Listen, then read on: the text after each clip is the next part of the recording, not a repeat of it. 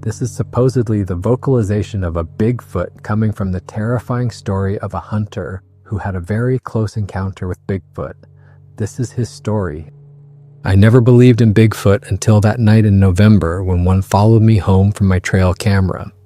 What I saw on that SD card still gives me nightmares. But what happened at midnight was far worse. I survived by pure luck, and I hope sharing the story will save someone else from making the same mistake I did. I'm an avid hunter from northern Montana, been hunting the same territory for 15 years now.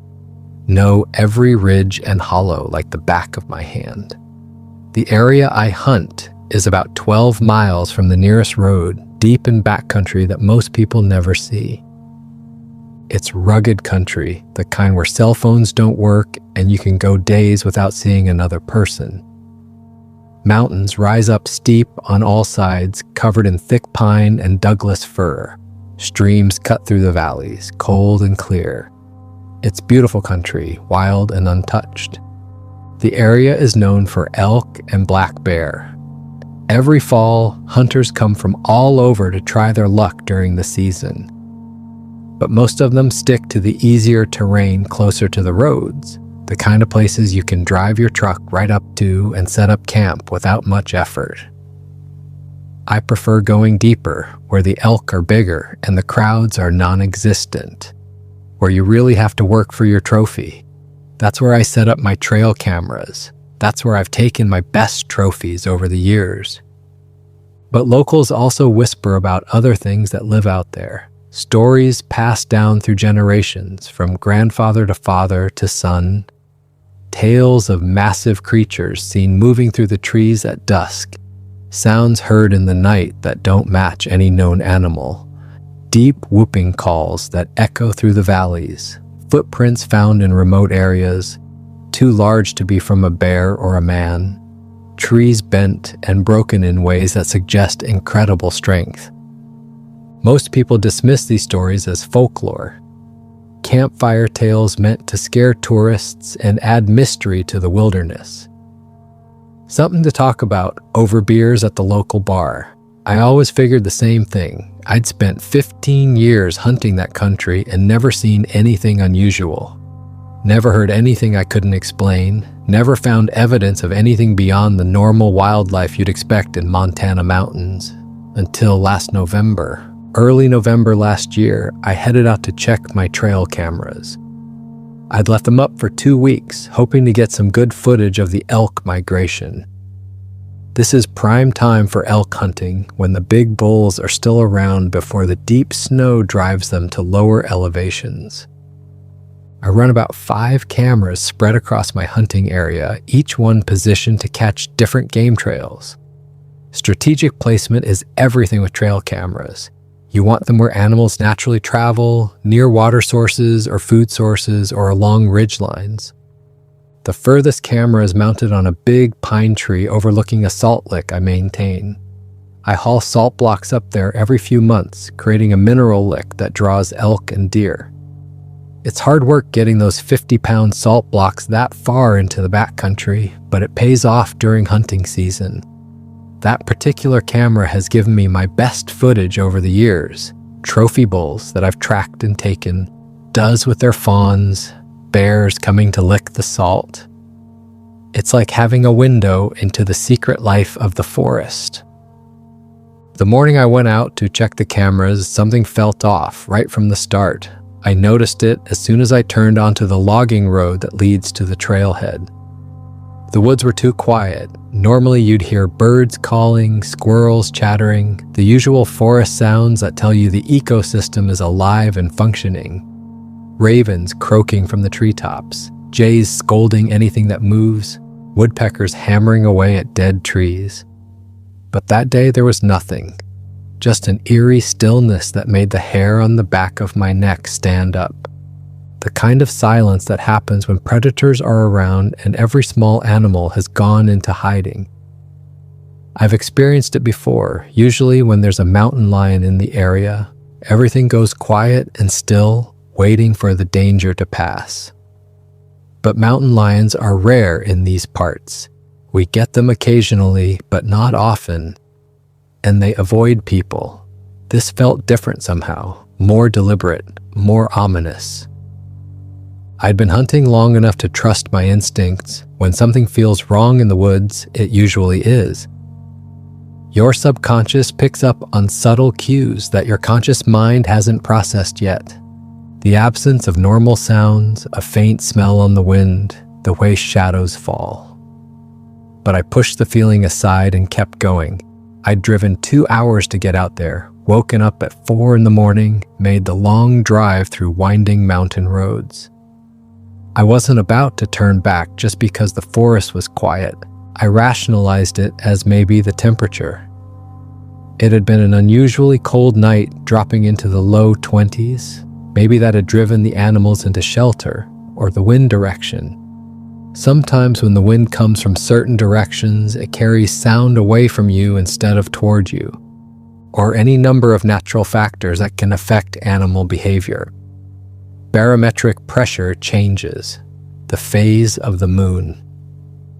There are a dozen reasons why the woods might be quiet on any given day. I parked my truck at the trailhead where I keep my ATV chained to a tree. This is Forest Service land open to public use, but hardly anyone comes out this far. The road stops here, and from this point on, it's foot travel or ATV only. I unlocked the ATV, loaded my gear, and headed up the trail. The machine's engine broke the silence, echoing off the mountains. Normally, I like that sound, the power and reliability of good equipment. That day, it felt intrusive, like I was announcing my presence to things I couldn't see. I checked my first 3 cameras without incident, got some good footage of a bull elk, a nice 6-pointer that I'd been tracking, a few does moving through in the early morning, a coyote passing through at dawn. Normal stuff, the kind of footage I expect to see. But that feeling of wrongness never left me. If anything, it got stronger as I moved deeper into my territory. The silence felt oppressive, like the forest itself was holding its breath, waiting for something to happen. I reached the furthest camera around 2 p.m. It's about a 40-minute ATV ride from the trailhead, then another 20-minute hike up a steep ridge to where the pine tree stands. I always approach this camera on foot because the terrain is too rough for the ATV. Too many deadfalls and rocky outcrops, plus I don't want to spook the elk that use this area. The camera is mounted about 7 feet up the trunk of a big ponderosa pine, positioned to overlook the salt lick about 30 yards away. When I got close, I immediately saw there was a problem. The SD card slot looked damaged, the plastic housing cracked and bent. At first I thought maybe a bear had tried to mess with it, reaching up to investigate the strange object on the tree. Bears are curious and will investigate anything new in their territory. The SD card slot was damaged enough that I couldn't just pop the card out like normal. I spent about 15 minutes fumbling with it in the cold, my fingers getting numb despite my gloves. Had to use my knife to pry the housing open without damaging the card itself. The whole time I had this feeling like someone was watching me. You know that sensation when you can feel eyes on you? When the hair on the back of your neck stands up and your skin prickles? It was like that, but stronger, more intense than I'd ever felt before. I kept glancing around while I worked, scanning the trees and underbrush, looking for whatever was watching me. But I couldn't see anything, just the normal forest, pine trees and fallen logs and dense undergrowth. Late afternoon shadows starting to stretch across the ground. Nothing moved, nothing made a sound, just that oppressive, unnatural silence. While I was working on the camera, I heard a branch snap somewhere behind me, maybe 50 yards away. In the absolute quiet of the forest, the sound was like a gunshot, sharp and clear and unmistakable. I froze instantly and listened. held my breath, waited for another sound, any sound that would tell me what was out there.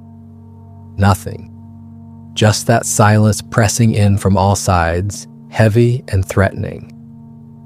I tried to convince myself it was nothing. Branches snap in the forest all the time. Animals step on them, they fall from trees, they break under the weight of snow, perfectly normal. But this hadn't sounded like a natural break. It had sounded like something heavy stepping on a dry branch, the sharp crack of wood breaking under weight. I went back to working on the camera, but now my hands were shaking, partly from the cold, partly from adrenaline. I finally got the SD card out after what felt like forever, though it was probably only another minute or two. My fingers were numb from the cold, making every movement clumsy. Had to blow on my hands to warm them enough to handle the fresh SD card, put it in, and secured the camera as best I could given the damaged housing. Made a mental note to bring a replacement camera next time. I decided to take a break before heading back. My hands needed to warm up, and I needed to calm my nerves. I sat down on a fallen log nearby and poured some coffee from my thermos. The hot liquid felt good going down, warming me from the inside. I could feel the heat spreading through my chest and stomach. The coffee was still hot despite being in the thermos for hours. Good quality gear makes all the difference in the backcountry. That's when I heard it again. Footsteps, not the light, quick stepping of a deer bounding through the underbrush, not the shuffling, ambling gait of a bear. These were heavy, deliberate footfalls that seemed to have a rhythm to them. Thud, thud, thud, like something walking upright on two legs, something big, closer this time, maybe 30 yards away, moving parallel to my position. I stood up fast, coffee sloshing out of my cup and splashing onto the ground. My heart was hammering now. I scanned the tree line, trying to see what was making those sounds. Dense forest, deep shadows between the trees. The underbrush was thick with serviceberry and Oregon grape, providing plenty of cover. I couldn't see anything, but I knew something was there, could feel it with absolute certainty. Something big was moving through the trees just out of sight. Every survival instinct I had was screaming at me to leave. This wasn't normal, this wasn't right. Whatever was out there was following me, pacing me, staying just close enough to let me know it was there. I dumped the rest of my coffee on the ground, not caring about the waste. Packed up my thermos with shaking hands, slung my rifle over my shoulder, and made sure the safety was off. I started walking back toward where I'd left the ATV, moving as fast as I could without running. Running triggers the chase instinct in predators. Every hunter knows that. You don't run from a bear or a mountain lion. You back away slowly, making yourself look big, making noise. But this didn't feel like a bear or a mountain lion. This felt like something else entirely. Every few minutes I'd hear movement off to my side, parallel to the path I was taking. Something was definitely following me, matching my pace, keeping that same distance of 20 or 30 yards. I'd stop and listen. The movement would stop. I'd start walking again. The movement would resume. It was deliberate, intentional. Whatever was out there was tracking me. I kept trying to catch a glimpse of it through the trees. I'd see movement in my peripheral vision and whip my head around. But there was never anything there when I looked directly, just trees and shadows and undergrowth. But I could feel it, that presence, that sense of being watched by something intelligent. I tried to convince myself it was just a bear. We get black bears out here all the time. They're curious creatures, especially this time of year when they're trying to pack on weight before hibernation. Sometimes they'll follow people out of curiosity, trying to figure out if you have food. Usually they lose interest pretty quick. But the movements were wrong for a bear. Too deliberate, too upright. Bears lumber when they walk. This thing seemed to glide between the trees. As I walked, my mind kept trying to come up with rational explanations. Maybe it was another hunter tracking me for some reason. But who hunts on foot this far from the roads? And why would they follow me instead of just calling out? Maybe it was a wildlife biologist tracking elk. But they'd have called out too, would have wanted to compare notes. The more I tried to rationalize it, the less sense it made. Deep down in that primitive part of my brain that still remembers what it's like to be prey, I knew this wasn't another human. And it wasn't any animal I'd encountered before. I reached my ATV around 4 in the afternoon. The relief that flooded through me when I saw it was overwhelming. Civilization, technology, a machine that could carry me out of here faster than anything on foot. I loaded my gear as quickly as I could, my hands still shaking, fumbled with the straps that secured my pack to the rear rack, kept looking over my shoulder, expecting to see something emerge from the trees. I started the engine and the familiar rumble brought a measure of comfort. The engine was loud, echoing off the surrounding ridges. If anything was out there, it would hear me leaving. I kept scanning the tree line, looking for whatever had been following me. That's when I spotted it. About 100 yards away, behind some thick brush and a fallen log, a massive, dark figure stood completely motionless, just watching me. Even at that distance, I could tell it was huge, taller than any man, broader. The way it stood was almost human, upright on 2 legs with long arms hanging at its sides. But the proportions were wrong. The arms too long, the shoulders too wide, the head too small for the body. I couldn't make out any details. The afternoon light was fading and the creature was in shadow, partially obscured by the brush. Just this enormous silhouette, standing there among the trees like a darker patch of shadow, not moving, not making a sound, just watching. For a long moment, we stared at each other.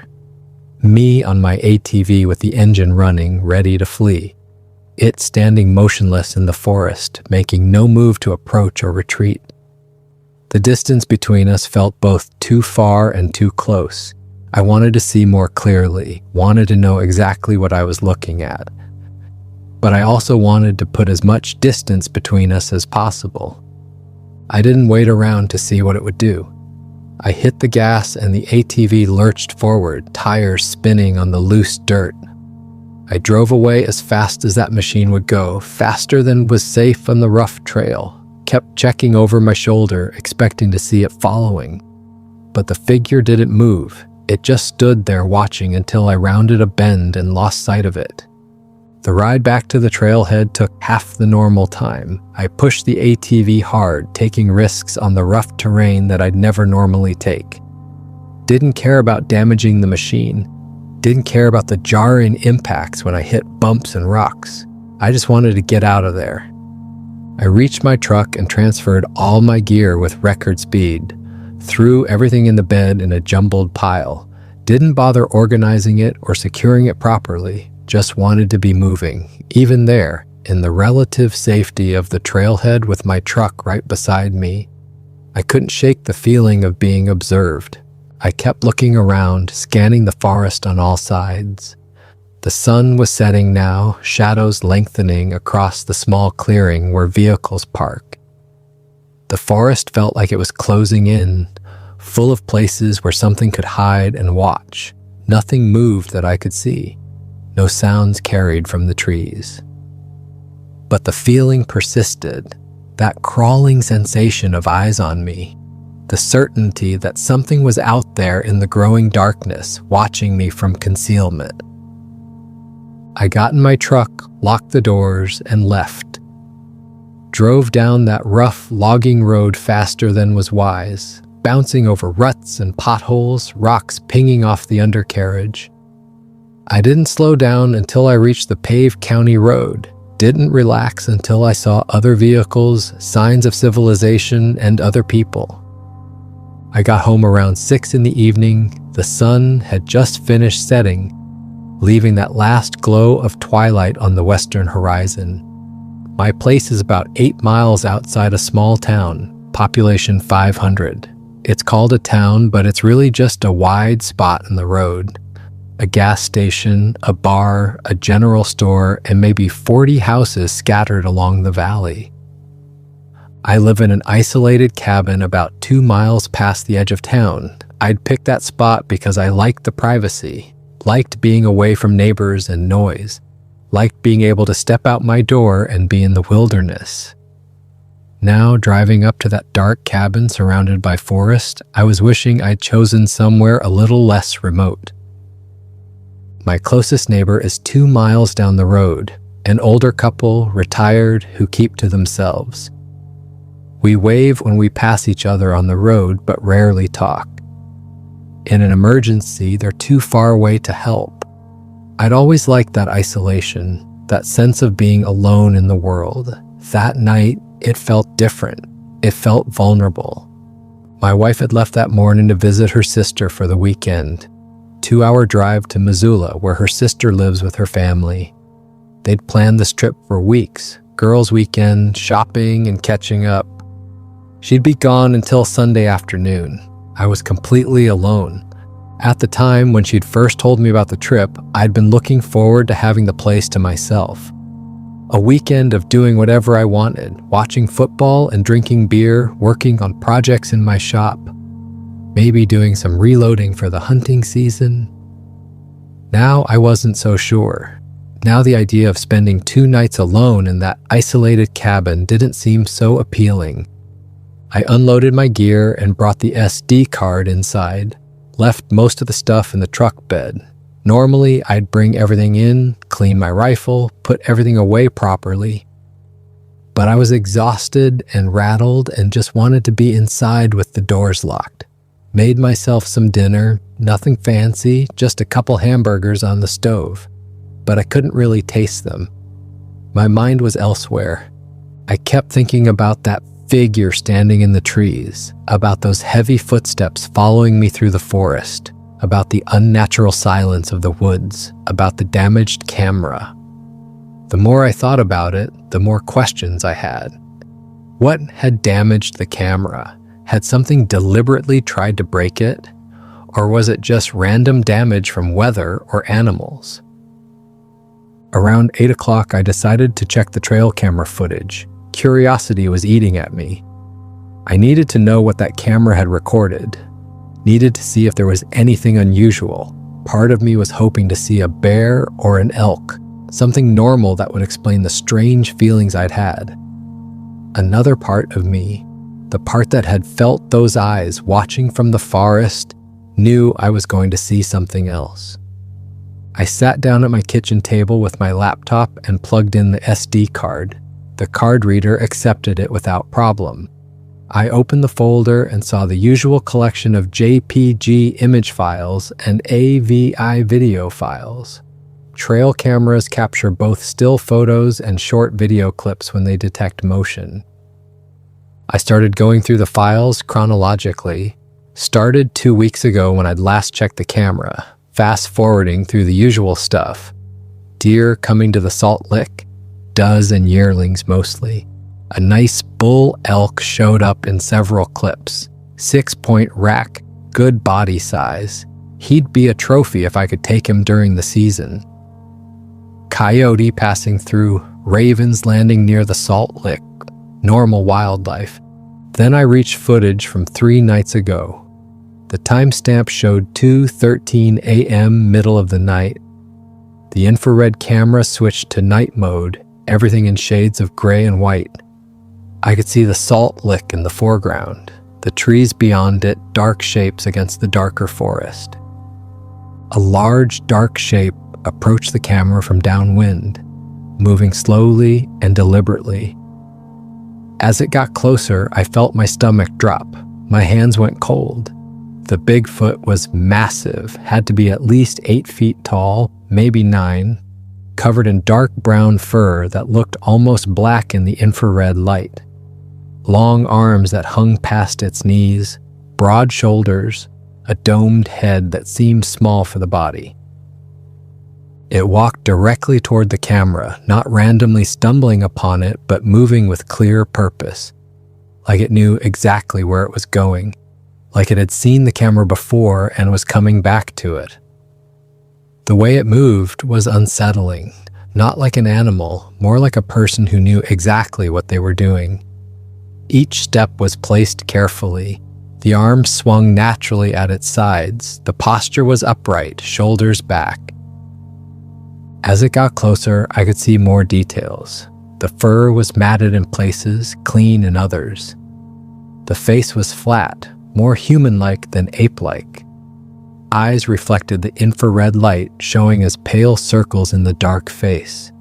The creature had a heavy brow ridge, a wide nose, a mouth that looked almost human but bigger, the jaw more pronounced.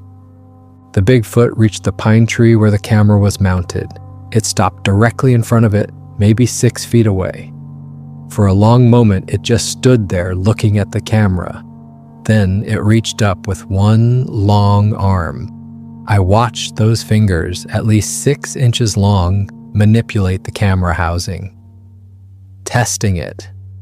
The Bigfoot adjusted the angle slightly, tilting it down a few degrees, checking the mount to see if it was secure. The movements were intelligent and purposeful.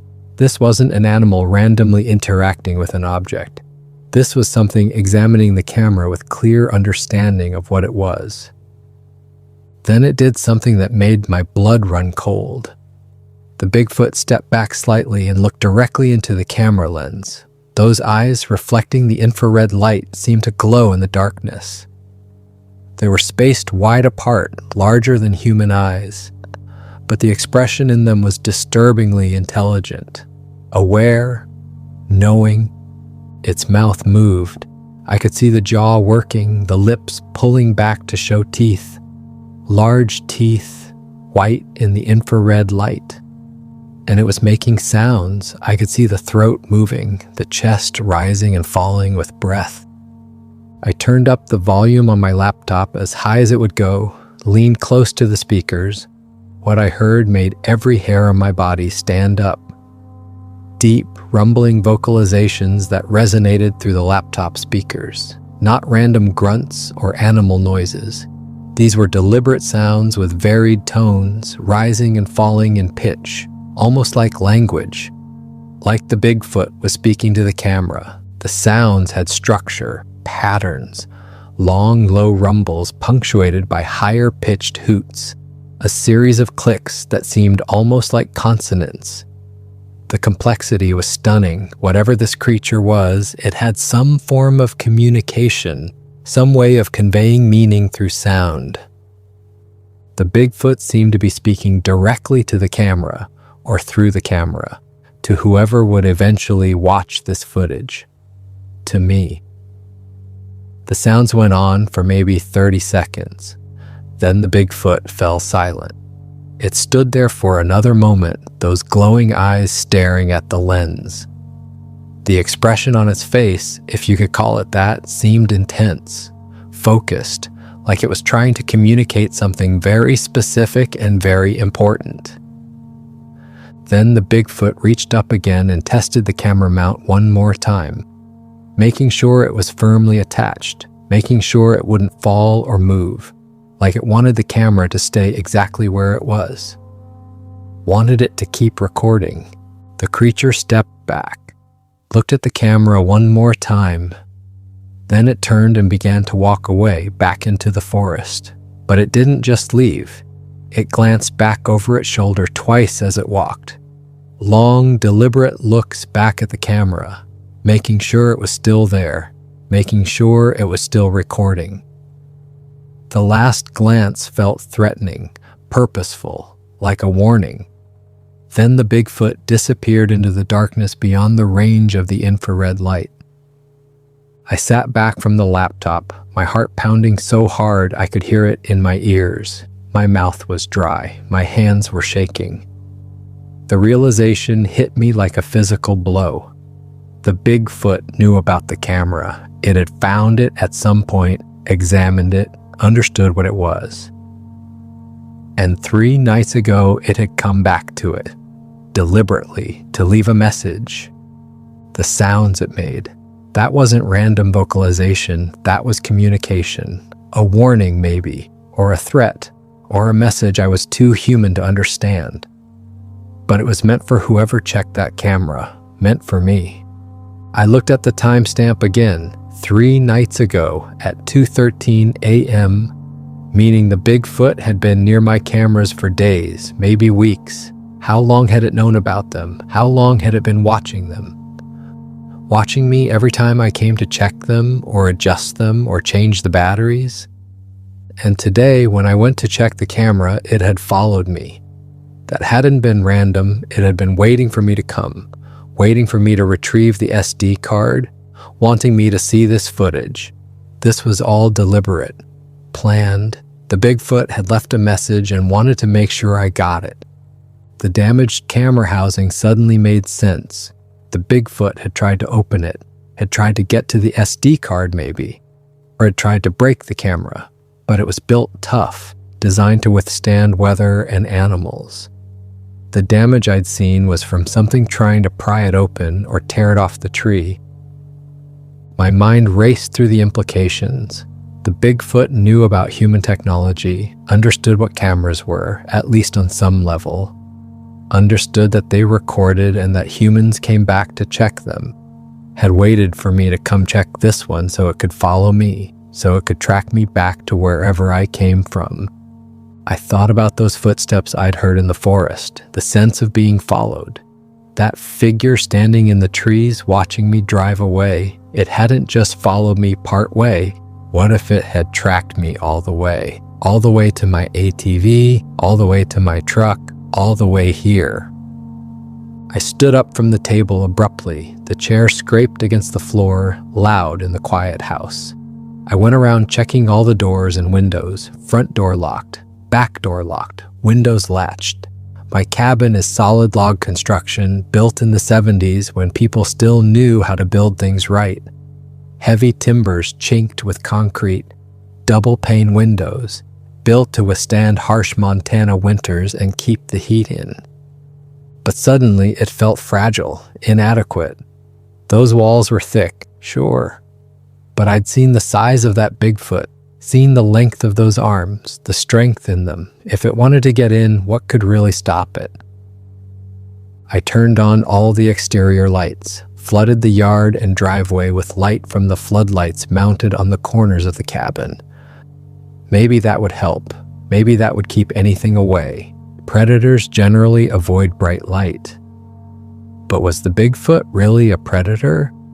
Or was it something else? Something more intelligent and unpredictable?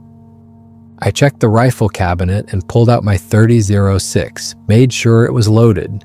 5 rounds in the magazine, 1 in the chamber, set the safety. It's a good rifle, plenty powerful enough to drop an elk or a bear, but would it stop something the size of that Bigfoot? Would it even slow it down? The house felt too quiet, too isolated. I turned on the TV just for the noise, the presence of other human voices, flipped through channels without really watching anything. My mind was elsewhere, thinking about that footage, about the intelligence in those eyes, about the way the Bigfoot had looked directly at the camera, knowing it was being recorded. Around 10 that night, I decided to try to sleep. I was exhausted from the day, from the adrenaline and fear and stress. But I was too wired to really relax. I brought the rifle upstairs to the bedroom with me, set it on the nightstand beside the bed within easy reach, checked the load again even though I'd just checked them.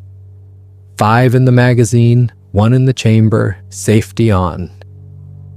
I lay there in the dark with all my clothes on, boots loosely laced in case I needed to move fast, ears straining for any sound from outside. The house made its normal settling sounds. The logs creak and groan as temperature changes. The metal roof expands and contracts, sounds I'd heard 1,000 times before. But tonight, every creak sounded like footsteps. Every groan sounded like something moving outside. I must have drifted off eventually, exhaustion winning out over anxiety. I don't know how long I slept, but I woke suddenly at 12:15 a.m. according to the clock on my nightstand. The bedroom was pitch black. I'd closed the curtains, shutting out even the light from the floods outside. I lay there frozen, trying to figure out what had woken me. Then I heard it. Heavy footsteps on the front porch, slow and deliberate, moving across the wooden boards. Each step made the boards creak under considerable weight. The sound was distinct, unmistakable. Something big was out there, walking on my porch. I grabbed the rifle and sat up in bed, barely breathing, listening. The footsteps moved from the center of the porch toward the side of the house, steady and purposeful, not the random movements of an animal that had wandered onto the porch. This was something exploring, investigating. I heard it testing the door handle, not violently, but carefully. The sound of metal turning against metal. The door was locked with a deadbolt, solid construction. But the handle rattled as something tried to turn it, tried the door, found it secured. The sound stopped for a moment. Then I heard the footsteps again, moving off the porch and around the side of the house. I got out of bed as quietly as I could and moved to the window that overlooked the side yard. Careful not to make any sound. Careful not to let whatever was out there know I was awake and moving. I parted the curtain just slightly, just enough to see out. The floods I'd left on illuminated the yard in harsh white light.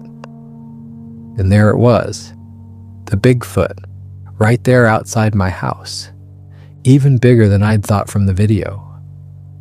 The creature's head was level with my second-story window, had to be at least 9 feet tall, broad shoulders covered in dark brown fur, long arms hanging past its knees. The way it moved was fluid and deliberate, nothing like the lumbering gait of a bear. I watched as it stopped at my truck parked in the driveway. The Bigfoot bent down and examined the truck bed where I'd thrown my gear earlier. Its head moved back and forth. It was sniffing, tracking my scent, following the trail I'd left when I'd brought my gear from the truck to the house. The realization hit me with absolute horror. It had followed my scent trail, all the way from the woods where I'd been checking cameras, all the way to the trailhead, all the way here. The Bigfoot knew exactly where I lived now, and it had come for me. The Bigfoot straightened up and moved away from the truck, headed back toward the front of the house. I watched it disappear from my view as it rounded the corner. Then I heard those deep, rumbling vocalizations again. The same sounds from the video coming through the walls of my house. Deep and resonant and terrifying. It was calling to me, or warning me, making sure I knew it was there, making sure I understood this wasn't random. It had come here for a reason, had come to deliver a message. Then the front door started rattling, hard. The whole door shook in its frame. I could hear the wood creaking under pressure. The deadbolt held, but the door itself was flexing. Something incredibly strong was pushing against it, testing it, seeing how much force it would take to break through. I raced downstairs, rifle raised, my heart hammering, shouted for it to go away. My voice sounded small and frightened in the darkness. Not commanding, not authoritative, just scared. The rattling stopped immediately. Silence. 30 seconds of absolute quiet that felt like an eternity. I stood there in my living room, rifle pointed at the front door, waiting, straining to hear any sound, any indication of where the Bigfoot had gone, what it was doing. Then I heard it moving around the back of the house. Heavy footfalls in the grass and dirt. The back door started shaking, harder this time than the front door. The sound was louder, more violent. The Bigfoot was testing my defenses, learning the structure of my home, finding the weak points, figuring out how to get in. I ran toward the back door, but before I got there, I heard the sound I'd been dreading. Glass breaking, upstairs, my bedroom window. The Bigfoot had climbed or jumped to the second story and was trying another entry point. I could hear the tinkle of glass hitting the floor, the creak of the window frame being forced. I raced back upstairs, taking the steps 2 at a time. Through the bedroom doorway, I could see a massive arm reaching through the broken window, long and muscular, covered in dark fur. The hand was enormous, fingers at least 6 inches long, trying to unlatch the window fully, trying to pull it open wide enough to climb through. Without thinking, I raised the rifle and fired, not at the arm, at the ceiling above the window. The deafening boom of the 30-06 echoed through the enclosed space. My ears rang, plaster dust and fragments fell from the ceiling where the bullet had punched through. The arm withdrew instantly, yanked back through the window in one violent motion. I heard an angry roar from outside, not quite human, but not quite animal either. Something in between, deeper than any sound a human could make, more articulate than any animal I'd heard. The sound came from the chest of something far larger and more powerful than any man. It was angry, and it wasn't going away. Through the window, I watched the Bigfoot drop from the 2nd story. It hit the ground heavily, the impact visible even in the harsh light from the floods. But it didn't stumble or fall, just absorbed the impact and kept moving. It circled back toward the front of the house. Now the attack changed. Before it had been testing, investigating, learning. Now it was aggressive. I started hearing impacts against the walls. The Bigfoot was striking the cabin. Each hit shook the entire structure. Pictures fell off walls, crashing to the floor with a tinkle of breaking glass. Dishes rattled in the kitchen cabinets. Coffee mugs danced across the counter and fell to the floor, shattering on impact. The assault continued, bang, bang, bang. Methodical strikes against the walls. The creature was working its way around the cabin, hitting it from different sides, testing the structural integrity, looking for weak points. The logs were solid, but they were 40 years old. The chinking between them had cracks. The windows were just glass. How long would they hold?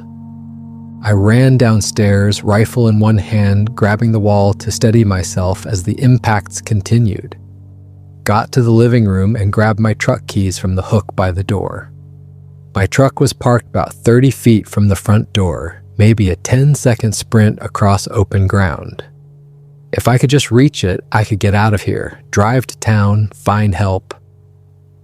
But I'd have to go outside, where that thing was waiting, where it could grab me before I made it to the truck. The thought of going out there terrified me, but staying here was worse. The cabin wouldn't survive much more of this assault. And even if it did, what then? The Bigfoot knew where I lived. Would it come back tomorrow night? Every night? Until it found a way in? I had to leave, had to get out while I still could. I turned off all the interior lights, plunging the house into darkness. If I was going to run, I needed every advantage. I crouched by the front door, listening. The impacts had stopped. I could hear the Bigfoot moving around the back of the house, the sound of footsteps moving away from me. This was my chance, maybe my only chance. I unlocked the door as quietly as possible, turned the deadbolt with careful, controlled movements, tried not to make any sound. My heart was pounding so hard I thought the Bigfoot might hear it. I counted to 3 in my head, took a deep breath, then threw the door open and sprinted for the truck, full speed across the open ground. The cold night air hit my face. My boots pounded on the gravel driveway. The distance seemed impossibly far. Each step felt like it took forever. I got halfway there when I heard the roar behind me. Close, too close. I didn't look back. Looking back would slow me down. I just ran as fast as I could. My legs pumped, my lungs burned. The truck seemed to get no closer. I fumbled with the keys as I ran, tried to get the right key positioned, tried to hit the unlock button. My hands were shaking so badly I dropped them. The keys hit the gravel with a metallic clink that sounded impossibly loud in the night, a sound that would attract any predator in range. I skidded to a stop, dropped to my knees, scrabbling in the gravel with my hands. My fingers searched desperately in the darkness. Rocks and gravel, cold earth. Where were they? The footsteps were getting closer, heavy impacts that I could feel through the ground. Each step seemed to shake the earth, getting closer, closer. There, my fingers touched metal. I grabbed the keys, closed my fist around them, stood up and jammed them into the door lock of my truck. My hand was shaking so badly I could barely get the key in the slot. Scratched the paint around the lock, finally got it in. Turned it, felt the lock disengage, yanked the door open, threw myself inside. In the rearview mirror, I saw the Bigfoot. It was 15 feet away and closing fast, running at full speed, its arms pumped, its legs devoured the distance. I'd never seen anything move that fast. The size and speed were impossible. No creature that large should be able to move like that. I slammed the door and hit the lock. The Bigfoot reached the truck. A massive hand slammed against the driver's window. The impact rocked the entire vehicle. The glass cracked in a spiderweb pattern but held. Safety glass, designed to withstand impacts. Thank God for good engineering. I jammed the key into the ignition with shaking hands, turned it. The engine roared to life. The most beautiful sound I'd ever heard. The Bigfoot slammed the window again. More cracks appeared in the glass. It wouldn't hold much longer. Another hit or two and it would shatter completely. I threw the truck into reverse, stomped on the gas. The truck lurched backward. The Bigfoot lost its grip and stumbled. I spun the wheel, tires spinning on the loose gravel, throwing up a spray of rocks and dirt. Shifted into drive, floored the accelerator. The truck shot forward down the driveway. I checked the rearview mirror. The Bigfoot was following, running behind the truck, keeping pace at 25 miles per hour like it was nothing. Its arms pumped, its legs blurred. The speed was terrifying. Nothing that size should be able to run that fast. I pushed the gas pedal to the floor. The truck accelerated, 30 miles per hour, 35, 40. The Bigfoot kept pace, didn't fall behind, didn't seem to be straining. Just ran with that same fluid, tireless motion, like it could keep this up for miles. I reached the main road and turned sharply without stopping, barely slowed down. The truck fishtailed on the loose gravel, rear end sliding out. I fought the wheel, straightened it out, accelerated hard, 45 miles per hour, 50. Finally, I saw the Bigfoot fall behind in the mirror. It slowed, stopped, stood in the middle of the road. In the red glow of my taillights, I could see it clearly, that massive shape, those long arms. It stood there watching as I disappeared into the night. Didn't chase any further, just watched. I didn't slow down until I reached town, drove straight through, didn't stop at the town limits. Kept going till I saw the lights of the 24-hour gas station on the highway. Pulled in under the bright lights and sat there, engine running, hands shaking on the steering wheel. Other late-night travelers were there, pumping gas into their cars, a trucker filling his rig at the diesel pump. A family with small children, the kids asleep in the back seat while the parents bought snacks inside. Normal people doing normal things, going about their lives. They had no idea what was out there in those mountains, what I'd just escaped from. The contrast felt surreal. Here, under these bright lights, everything was ordinary, safe. But just 10 miles away, in the darkness and isolation of my cabin, something impossible existed. Something that shouldn't be real. And it knew where I lived. I sat in my truck for an hour, trying to process what had happened, trying to make sense of it. My hands eventually stopped shaking. My heart rate slowly returned to normal. But I couldn't forget, couldn't unsee. The image of that Bigfoot looking at my camera was burned into my mind. The sound of those vocalizations, the sight of it standing outside my truck, that massive hand slamming against my window. The speed at which it had run, all of it was imprinted on my memory forever. I considered calling the police, pulled out my phone and stared at it. But how would I explain? A Bigfoot followed me home and tried to break into my cabin? They'd think I was crazy, or drunk, or on drugs, maybe all three. There was no way they'd believe me, and even if they did, what could they do? Send a deputy out to look around, file a report? The Bigfoot would be long gone by the time anyone got there. Around 3 a.m, I decided to check into the small motel at the edge of town. I couldn't face going back to the cabin, couldn't face being alone out there. Not tonight. Maybe not ever. I pulled across the highway to the motel, single-story building with maybe a dozen rooms. Half the neon sign was burned out.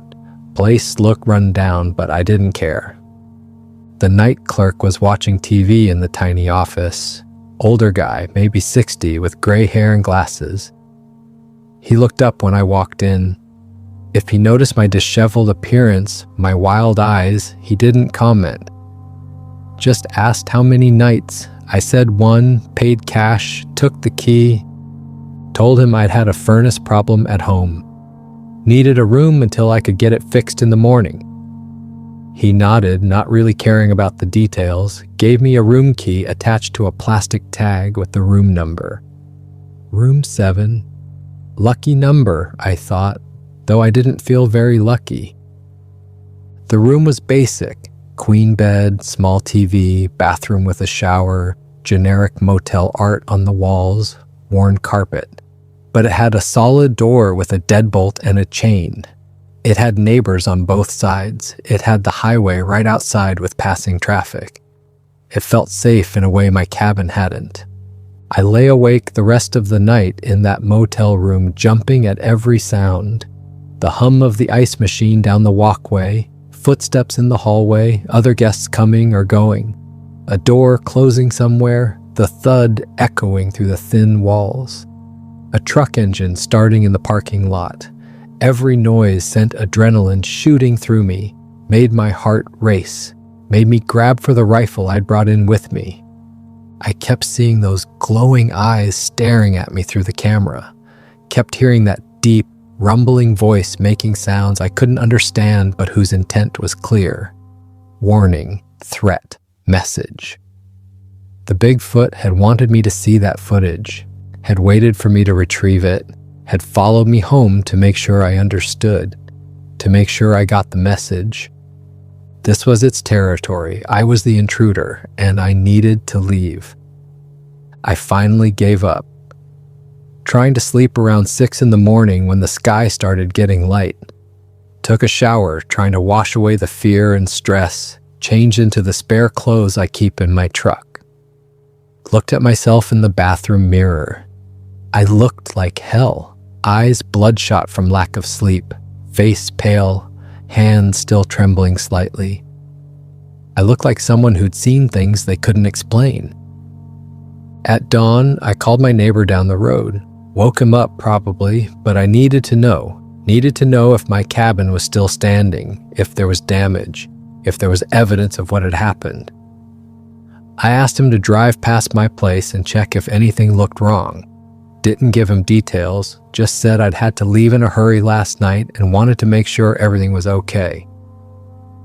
He called me back 20 minutes later. I could hear the confusion in his voice. The front door was standing open, he said, hanging on one hinge like something had ripped it partially off. Several windows were broken, glass everywhere. He could see from the road that the interior was a mess, and there were large footprints in the yard. Not shoe prints, barefoot prints, massive ones, in the mud and dirt around the house, in the flower bed under the broken bedroom window, on the driveway and the porch, everywhere. He asked if I'd been robbed, asked if whoever broke in was on foot. I could hear the concern in his voice. I thanked him and hung up. Couldn't bring myself to explain, couldn't find the words to describe what had really happened. How do you tell someone that a Bigfoot attacked your house? That it followed you home and tried to break in?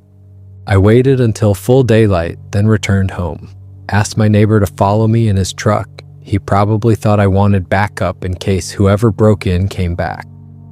But really, I just wanted another person there, a witness, someone who could verify I wasn't losing my mind.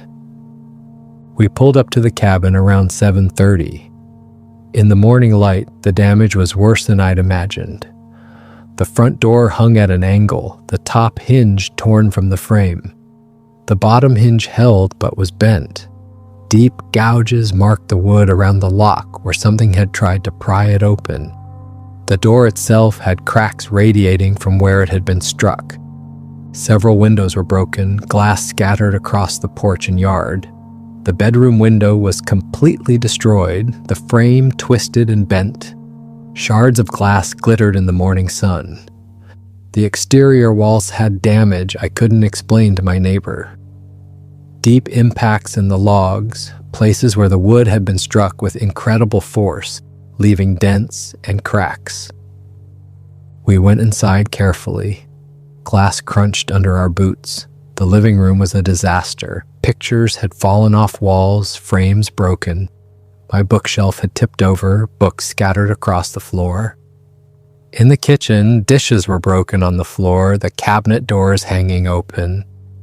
But the most disturbing evidence was outside. The footprints. They were everywhere. In the mud around the house, in the flower bed under the bedroom window, on the porch. Clear impressions showing 5 toes, a wide ball of the foot, a deep heel. Some of them were 18 inches long or more. The depth suggested enormous weight, several hundred pounds at least. My neighbor stared at them, knelt down and put his hand next to one of the prints for comparison. His hand looked tiny beside it. He didn't say anything, just looked at me with a question in his eyes. What kind of person has feet that size? What kind of animal walks upright on 2 legs and leaves prints like that? I went inside and got my laptop from the kitchen table. The SD card was still in it. I showed my neighbor the footage, made him sit down at the table while I played it, watched his face as the Bigfoot approached the camera, saw his eyes widen as it looked directly at the lens, saw him flinch when it made those vocalizations. When the video ended, he just stared at the screen, didn't say anything for a long time. Finally, he looked at me. We didn't discuss what it meant, didn't try to analyze it or explain it. The footage spoke for itself. The footprints outside spoke for themselves. Something had been here last night, something big, something that walked upright, something that didn't want me around anymore. We spent that day boarding up windows and fixing what we could, called a locksmith to come replace the front door. The earliest he could come was Monday. For now, we just secured it as best we could, hanging it back on temporary hinges and using a 2x4 to brace it closed from the inside. I called my wife and told her to stay at her sister's for a few more days, made up an excuse about doing repairs to the house, told her I'd had a break-in but everything was fine now. She wanted to come home, but I convinced her to wait. The last thing I wanted was for her to be here if that thing came back. That night, I stayed at my neighbor's house. They set me up in their spare bedroom. I lay awake listening to every sound, but nothing happened. No footsteps on the porch, no impacts against the walls, just the normal sounds of a house at night. In the morning, I went back to check my cabin. Everything was as we'd left it. No new damage, no fresh footprints. Over the next few weeks, I never spent another night alone at that cabin. My wife came back and I finally told her everything, showed her the footage, showed her the footprints I'd photographed with my phone, showed her the damage. She believed me. She'd heard the stories about that area too, had grown up hearing tales from her grandfather about creatures in the mountains. Things that shouldn't exist but did, We talked about moving, but we were tied to the property, had a mortgage, had invested our savings into the place. Real estate in Montana isn't cheap, and we couldn't just walk away. But I installed new locks on all the doors and windows, heavy-duty bolts that would take serious force to break, put up motion sensor lights all around the house, bought a generator in case the power went out, started keeping the rifle loaded and ready at all times. Eventually, we did sell. Took us 6 months to find a buyer, but we finally did. Sold at a loss, but we didn't care. We needed to get out. Moved to a place closer to town. A neighborhood where houses are close together and streetlights burn all night. Where neighbors are 50 feet away, not 2 miles. Where you can hear traffic and sirens and all the sounds of civilization. I still have the SD card. Still have the footage of the Bigfoot examining my camera, making those sounds, looking into the lens with those pale, glowing eyes. I keep it in a safe deposit box at the bank now. Haven't watched it since that night. Don't need to. I remember every frame, every detail is burned into my memory. I never went back to check those trail cameras. Left them all out there to rot. $500 worth of equipment that I just abandoned. Never drove past the old logging road that led to my hunting area. I was done with that territory. Done with those woods, done with hunting, period.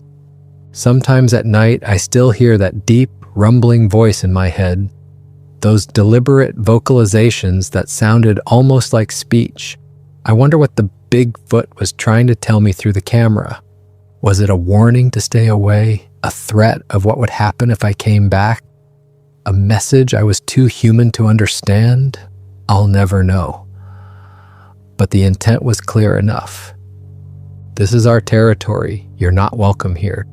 And if you come back, there will be consequences.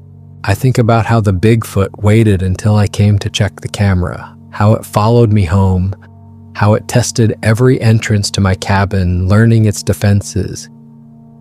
The intelligence behind those actions terrifies me more than the raw strength.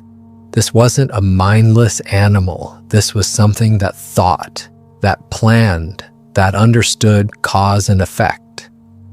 The Bigfoot had marked its territory. My trail cameras were in its territory.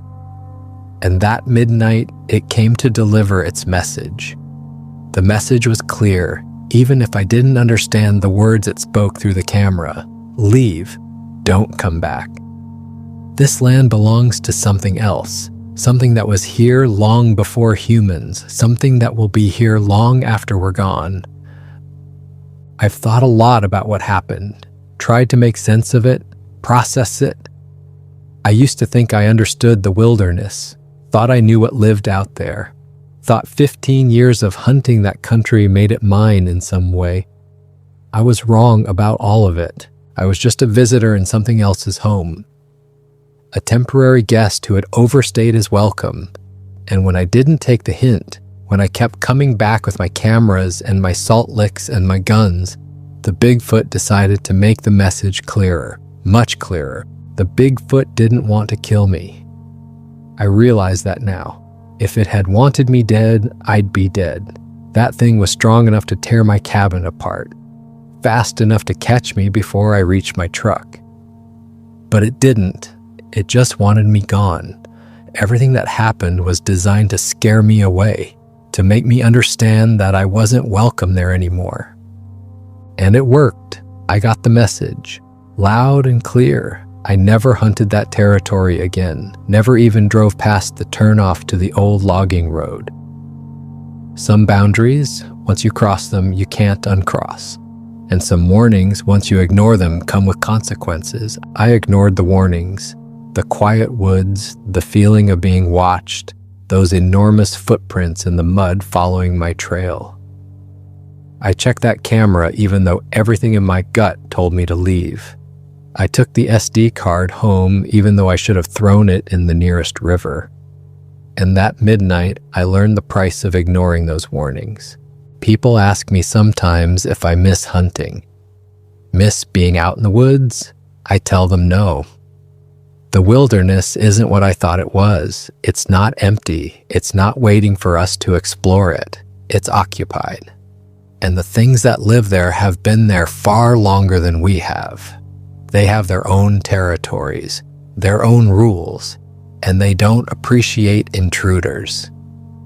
I keep the SD card in that safe deposit box. Haven't told many people about it. Most people would want to see it, would want to examine the footage, maybe send it to researchers or wildlife officials. Try to prove Bigfoot exists.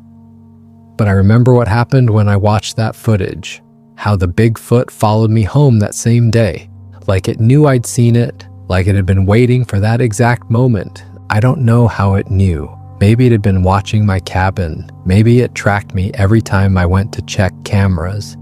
Maybe it understood more about human behavior than I want to admit. All I know is that it knew exactly when to make its move, knew exactly how to deliver its message in a way I couldn't ignore or forget. My neighbor doesn't talk about what he saw in that footage. We have an unspoken agreement. He knows what's out there now. He's seen the proof with his own eyes. But we don't discuss it. Some things are better left unspoken. Some knowledge is too dangerous to share. I've heard stories from other hunters in the area since then, guys who've had similar experiences, feeling watched, finding massive footprints, hearing sound in the forest that don't match any known animal. Most of them won't talk about it openly, too afraid of being ridiculed, too afraid of being called crazy. But when we're alone, when it's just a few of us who've seen things, the stories come out. There's something out there in those Montana woods, something intelligent, something territorial, something that doesn't want us around. The locals have known about it for generations. The Tourist Bureau doesn't advertise it. The Parks Department doesn't acknowledge it. But it's there, living in the remote places, the places most people never go. The places where the roads end and the wilderness begins. That November night taught me something important. The wilderness doesn't belong to us. We're not at the top of the food chain out there. We're guests. And some hosts don't take kindly to guests who overstay their welcome, who ignore the warnings, who keep coming back after being told to leave. I look at my new place in town and feel grateful. Street lights outside my window, neighbors I can see from my porch. The sound of traffic instead of forest silence. My wife feels safer here. So do I. We gave up the isolation and the privacy, gave up the sense of living on the edge of wilderness. But we gained something more important, peace of mind, the ability to sleep at night without wondering what's outside in the darkness. Sometimes on quiet nights, I still listen to the sounds outside.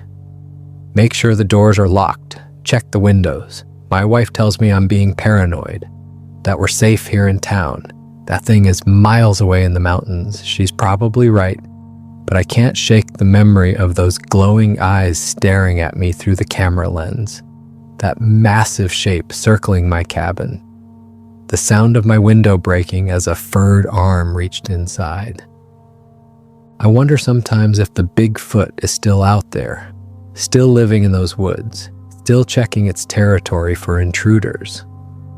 I wonder if it's found the trail cameras I left behind, whether it's examined them the way it examined the one I recorded, whether it's making those same sounds, leaving messages for cameras that no one will ever check, messages that will never be heard.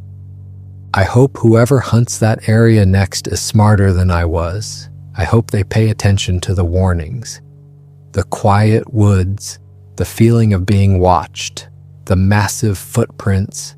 I hope they turn back before they check their cameras, before they see what's on the SD card, before they make the same mistake I did.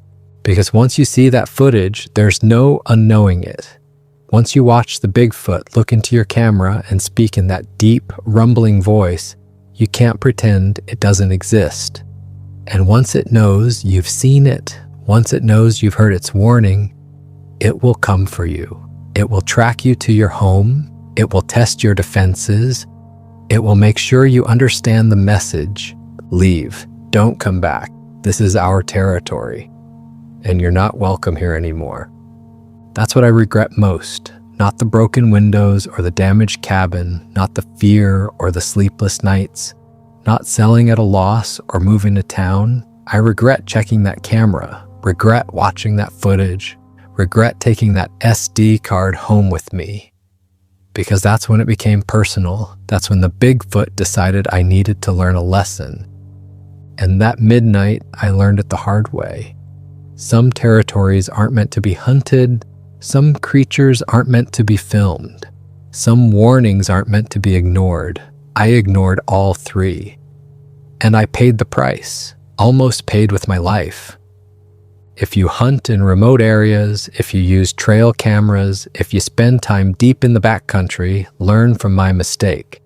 Pay attention to the signs, trust your instincts. That feeling of being watched, it's real. Those massive footprints, they're real. That sense of wrongness in the forest, trust it. And if you ever find footage on your camera that shows something impossible, something that looks at the lens like it knows you're watching, do yourself a favor. Delete it. Throw the card away, destroy it. Forget you ever saw it. Because some things are better left unknown, and some warnings are meant to be heeded. I didn't heed the warning. I watched the footage. I took it home. And that midnight in November, the Bigfoot came to collect. I survived, but only barely, only because I ran fast enough. Only because my truck started on the first try. Only because of blind luck and adrenaline. Others might not be so lucky. So I'm telling this story as a warning to anyone who'll listen. The woods aren't empty, they're occupied. And the things that live there don't want us around. They've been there longer than we have. They know the territory better than we ever could. They understand it in ways we never will. And they're watching, always watching. That Bigfoot on my trail camera wasn't caught by accident. It wanted to be filmed. It wanted me to see it, wanted me to know it was there, wanted me to hear its message. And when I ignored that message, when I went back to my comfortable cabin and thought I was safe, it followed me home. It showed me exactly what happens to people who ignore warnings, who keep coming back after being told to leave, who treat the wilderness like it's theirs to use and exploit. The Bigfoot taught me a lesson I'll never forget. A lesson that still wakes me up at night. A lesson that changed how I see the world. I got lucky. I got out. But the memory stays with me. The sound of its footsteps on my porch. The sight of that massive arm reaching through my window. The feeling of absolute terror as I ran for my truck. The image of it standing in the road watching me drive away. These things don't fade. They stay with you, change you, make you see the world differently. I used to love the wilderness, the solitude, the challenge, the connection with nature. Now I see it for what it really is. Dangerous, unpredictable, occupied by things we don't understand and can't control, things that are perfectly content to let us visit. As long as we remember we're just visitors, as long as we respect their space, as long as we heed their warnings. That November night, I learned those lessons the hard way. I hope you never have to learn them at all. But if you do find yourself in a situation like mine, if you see something on a trail camera that shouldn't exist, if you feel eyes watching you from the forest, if you find massive footprints that don't match any known animal, please listen to me. Get out, leave, don't go back. And whatever you do, don't ignore the warnings, because that midnight when the Bigfoot comes for you, when it circles your house and tests your doors and breaks your windows, you'll understand what I'm talking about. You'll understand why I moved to town, why I gave up hunting, why I still check the locks every night, why I'll never forget those glowing eyes staring at me through the camera lens, or that deep, rumbling voice speaking words I couldn't understand but whose meaning was perfectly clear. Leave. don't come back. This is our territory, and you're not welcome here anymore. For more interesting stories, check this out.